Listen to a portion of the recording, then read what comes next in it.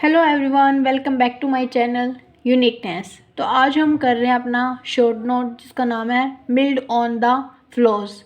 ये लिखा है जॉर्ज एलियट ने। तो पढ़ते हैं इसको। The novel mill on the Floss is written by George Elliott.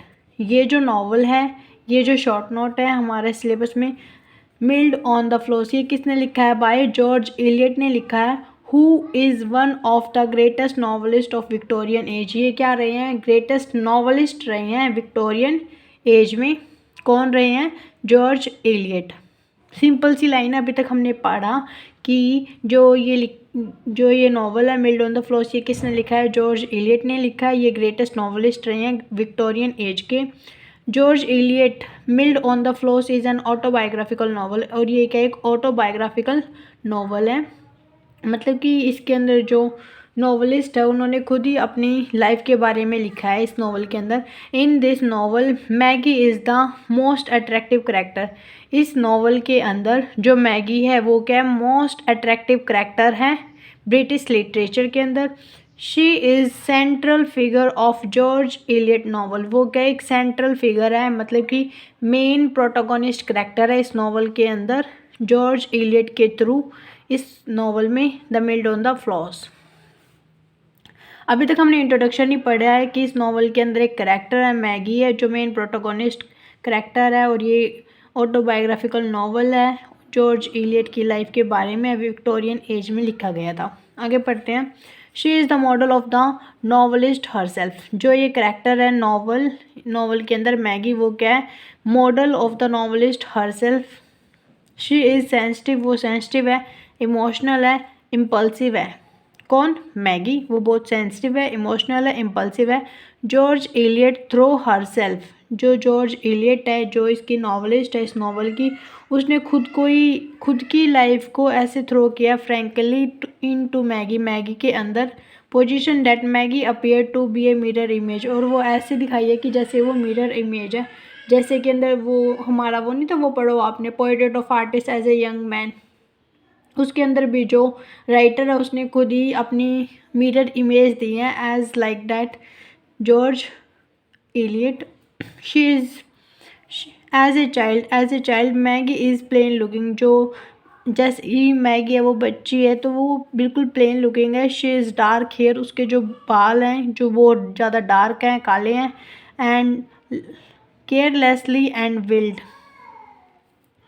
वो बहुत केयरलेस है और विल्ड है। She is constantly rebuke by her mother. वो क्या है? बहुत, मतलब कि उसकी मदर है ना, उसको हमेशा डांटती सी रहती है, मतलब कि वो बहुत हरकतें ही ऐसे करती है। कॉन्स्टेंटली रिब्यूक होता है कि गलती खुद अपनी गलती के ऊपर सामने वाले को डांटना। रिब्यूक का मतलब होता है कि उल्टी फटकार लगा देना। She is ill mannered. वो बहुत अविशिष्ट सी है। When Maggie grow up. जब मैगी क्या करती है? ग्रो अप करती है। She come out to be a tall charming lady. तो फिर वो क्या करती है? वो बहुत अच्छी सुंदर लड़की सी बनती है। She love her brother. वो अपने ब्रदर से बहुत ज़्यादा प्यार करती है। उसके ब्रदर का नाम होता है टॉम।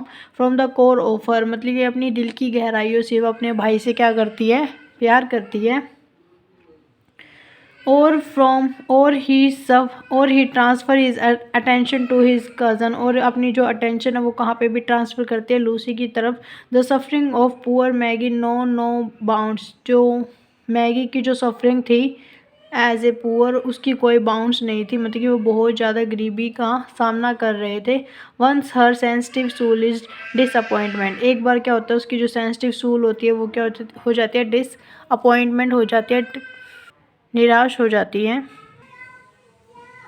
आगे बढ़ते हैं।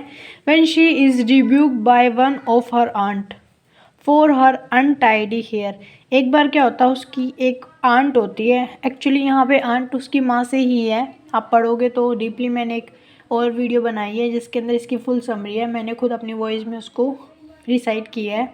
तो ये उसकी मासी होती है, उसकी मम्मा की बहन, ठीक है, मिसेज जॉर्ज, शायद क्या नाम होता है मुझे अच्छे से याद नहीं है, जैगी कुछ नाम होता है इसका। तो एक बार वो, मतलब कि उसको फटकार लगाती है अपने हेयर की वजह से, अनटाइडी हेयर की वजह से।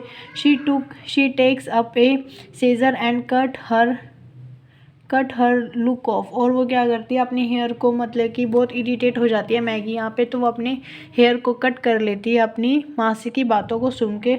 और उसकी मासी भी बहुत उनको गलत गलत से बोलती रहती है कि ये बहुत शैतान बच्चे हैं, सारा दिन शरारतें करते रहते हैं। किसको? मैगी और टॉम को। Maggie is noble and kind hearted, यहाँ पे जो मैगी है वो क्या बहुत ही नोबल है, काइंड हार्टेड है। She has the desire to love, उसके अंदर डिज़ायर है प्यार करने की। And he loved when she come to Philip, मतलब कि उसका भाई भी उसको प्यार करता है और वो भी उसको बहुत प्यार करती है, मतलब कि दोनों बहन भाइयों में बहुत प्यार है। She come to Philip waken when she is filled with pity and sympathy, वो कब मिलती है? फिलिप से मिलती है। ये फिलिप एक लड़का होता है जो बहुत फिजिकली डिसेबल होता है। यहाँ पे ना शॉर्ट नोट में पूरी स्टोरी नहीं बताई जाती, मतलब कि स्टोरी तो बताई जाती है, अच्छे से नहीं बताई जाती, जैसे कि हम लाइन टू लाइन समरी करते हैं। अब फिलिप के बारे में आपको नहीं पता होगा, ये एक वो होता है, इसके फादर का एनिमी होता है, उसका बेटा होता है, वकील का बेटा होता है। तो उससे ना इसको प्यार हो जाता है, किसको? मैगी को।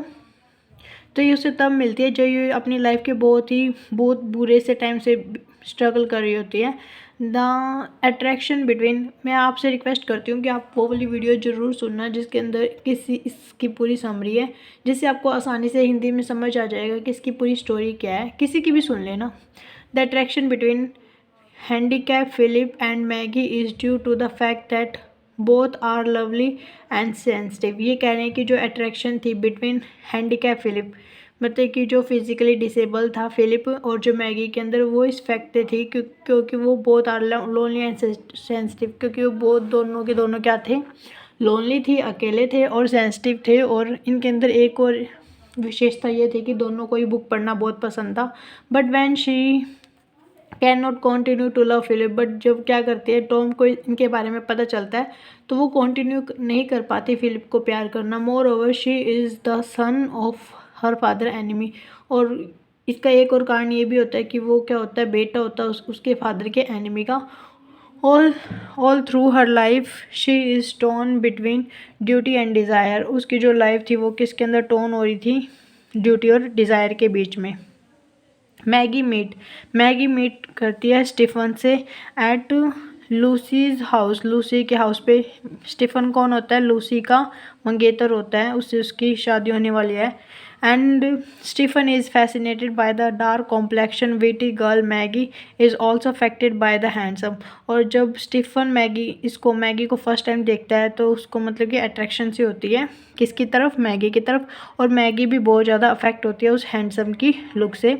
But she realise her mistake, but क्या करती है वो अपनी गलती को रियलाइज़ करती है और स्टीफन को कहती है that she can not purchase her own happiness at the cost of betraying her cousin Lucy, कि वो अपनी इतनी ज़्यादा वो नहीं हो सकती, मतलब कि वो कहते हैं ना खुदगर्ज नहीं हो सकती कि वो अपनी हाथों अपनी बहन की जो खुशियाँ उसको बर्बाद कर दें, किसी भी कॉस्ट पर अपनी बहन को धोखा नहीं दे सकती। She also sacrifice her happiness for her cousin, इस यहाँ पर वो क्या करती है? सेक्रीफाइस करती है अपनी हैप्पीनेस को अपनी कज़न के लिए। इसकी जो PDF है वो आपको मेरे टेलीग्राम चैनल पे मिल जाएगी। आगे बढ़ते हैं। Maggie Tulliver is a complex character, इस तरह हम कह सकते हैं जो मैगी टुलीवर है ये कॉम्प्लेक्स करेक्टर है, बहुत उलझा हुआ सा करेक्टर है।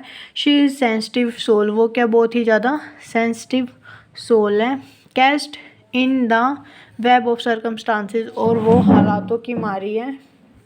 The result is the suffering and the death, और जो रिज़ल्ट होता है लास्ट में क्या होता है? उसकी डेथ हो जाती है और वो बहुत ज़्यादा सफ़र करती है। George Elliott has effectively portrayed psychological analysis of Maggi, जो जॉर्ज एलियट है, जो इसकी जो नॉवलिस्ट है, उसने क्या करा है? पूरा पोर्ट्रेट दिया, चित्र सा बनाया, मतलब कि चित्रांकन कहते हैं उसको हिंदी में। Psychological analysis of Maggi, she concentrated upon depiction of Maggi mind, वो क्या करती हैं? कंसंट्रेट करती है कि जो मैगी की जो माइंड की जो सिचुएशंस उनके ऊपर।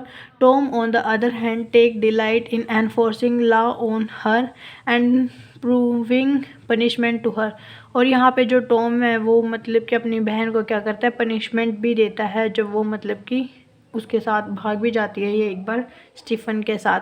This is the only at the last moment, और यही होता है लास्ट मोमेंट पे ही रियलाइज हिज मिस्टेक, जो उसका जो भाई है वो अपनी इस गलती को रियलाइज़ करता है and give her the affection, और उसको बहुत ज़्यादा प्यार करता है, स्नेह देता है।